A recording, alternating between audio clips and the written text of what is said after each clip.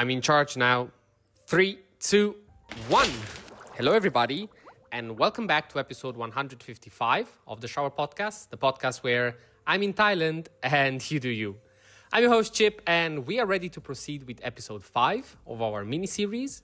Today, we're entering a time when everything began to shift from divine order to human potential, from blind faith to bold reason. This is the Renaissance and Enlightenment period. The moment in history when we stopped seeing ourselves as mere vessels of divine will and started thinking, maybe we could be something more. Before we start, as usual, if you end up liking this episode and overall like the idea of the Shower Podcast, leaving a like and a subscribe really mean a lot. It's just one click, but they really, really make the difference. Let's set the scene. It's the 14th century. Europe is recovering from the Black Death. Feudal systems are starting to crack, and in the heart of Italy, something remarkable begins. A rebirth. Literally, Renaissance means rebirth. But what's being reborn isn't just art or architecture. It's the idea that humans can shape their own destiny. One of the most influential voices in this shift was Petrarch, a 14th century scholar who's often called the father of humanism. He believed that studying classic texts wasn't just for scholars. It was a way to improve your soul. For Petrarch, reading Cicero wasn't academic, it was transformative. Humanism, as it emerged, wasn't about turning away from religion. It was about recentering the human experience. The human mind, human creativity, and human virtue became worthy of exploration. This new energy explodes in figures like Leonardo da Vinci, artist, engineer, anatomist, and honestly, just a curiosity machine. He filled thousands of pages with observations about birds, machines, human anatomy, anything and everything. He's not just the guy who painted the Mona Lisa. He was obsessed with understanding how things worked and how we, as people, fit into this vast, mysterious world. And then there's Michelangelo sculpting David, a symbol not of brute power, but of poised, thoughtful strength. A statue that seems to say, look at what we're capable of. The Renaissance ideal wasn't just about becoming an artist or scientist. It was about becoming a complete person, cultured, curious, skilled. The term Renaissance man came from this ideal. Someone who pursues excellence across multiple domains.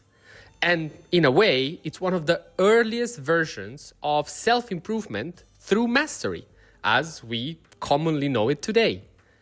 Now, let's talk about education. During the Renaissance, schools and academies shifted focus from purely religious instructions to broader studies. Rhetoric, history, philosophy, ethics. This was the Studia Humanitatis, the study of what makes us human. There was this belief that virtue could be taught, that you could shape your character through learning, through art, through conversation. It was a radical idea at the time. Today, we take it for granted, but back then, the notion that someone could improve themselves through intentional effort was kind of revolutionary. And while Italy was booming with art and letters, other regions weren't far behind. In the north, Desiderius Erasmus promoted a version of Christianity that emphasized inner piety over ritual. He believed that we should read the Bible, yes, but also develop our conscience, our reasoning. His book, The Education of Christian Prince, in around 1516, was not a guide just for rulers, but for anyone trying to live with wisdom and humility. Then, in the 17th century, the Enlightenment takes the human-centered spark and turns it into a bonfire of critical thought. The Enlightenment said, don't just believe, question. Don't just accept tradition, test it. Use reason, use observation, trust your mind. It's in this context that thinkers like John Locke emerge. He wrote that the human mind was a tabula rasa, a blank slate, that gets shaped by experience. This simple idea laid the foundation for modern education, psychology, and even the idea that anyone can grow, that your past doesn't define you, your choices do. And what about Voltaire? He was witty, biting, and absolutely committed to freedom of thought. He fought against censorship, superstition, and tyranny, not just for political reasons, but because he believed that a free mind is essential for human dignity. That's a self-improvement take if I've ever heard one. So, we've seen how the Renaissance re-centered the individual and how Enlightenment thinkers started asking dangerous questions. Dangerous because they made people believe that they could think for themselves.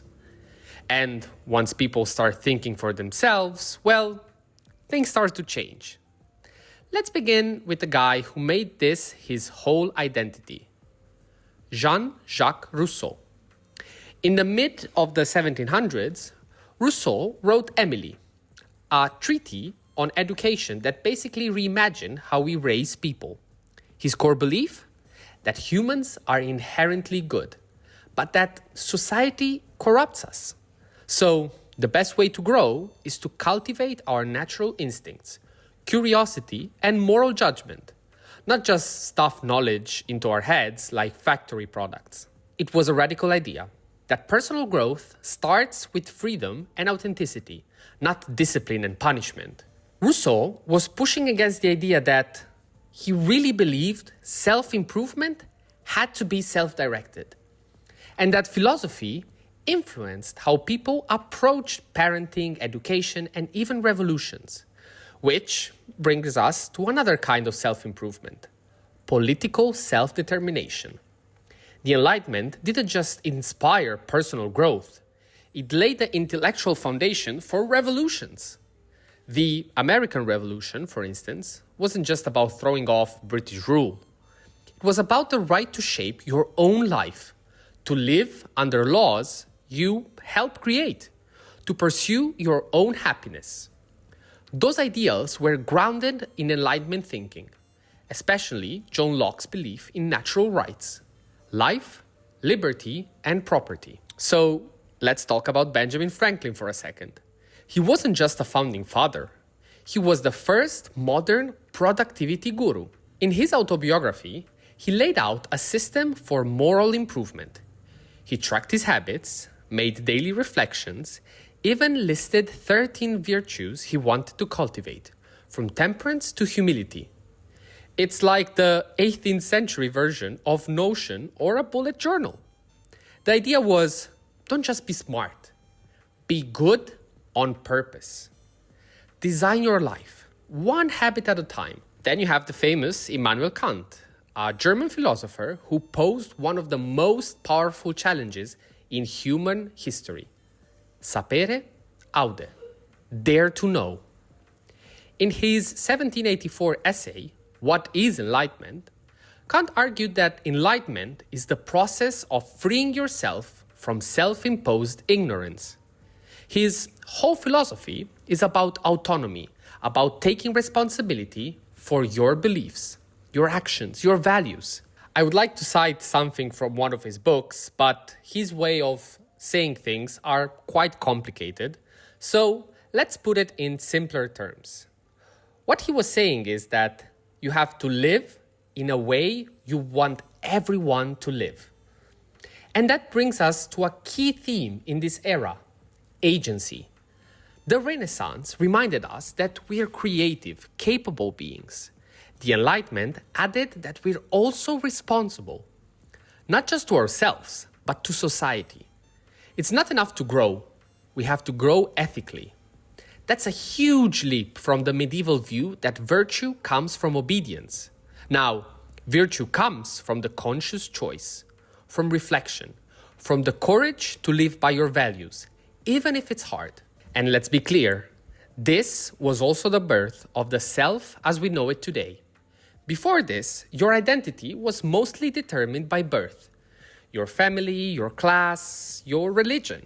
But now, the idea was growing that you could reinvent yourself, that who you are is a project, a journey, not something given, but something you build. So what does all of this mean for us now? Well, it means that when we journal, when we reflect on our habits, when we try to become more mindful or more principled, we're continuing a centuries-old conversation. We're living out ideas that Da Vinci sketched, that Locke wrote, that Kant challenged us to consider. And, more importantly, it reminds us that self-improvement is never just about the self. These thinkers weren't telling people to meditate in a cave for 20 years. They were telling them to grow so they could contribute, to raise good children, to govern wisely, to fight injustice, to think clearly and act with purpose. So, as we wrap up this episode, I'll leave you with this thought. You have a mind, you have agency, you have the power to question, to learn, to grow. That power, it was fought for, preserved, passed down, and now it's yours. In the next episode, we'll see how this belief in human potential spread beyond the elite and started arriving into the lives of everyday people. We'll explore the industrial age, the rise of the self-made individual, and how the idea of success became something you could build from the ground up, if you were willing to work for it. So that was it for today. Thank you very much for listening. I have to say, again, I really enjoy doing these kind of episodes. And I really hope that you also like listening to them. So really, if you have any kind of feedback, if you'd like to let me know anything, the comment section is here for you, and feel free to, just tell me whatever you feel like saying about these episodes.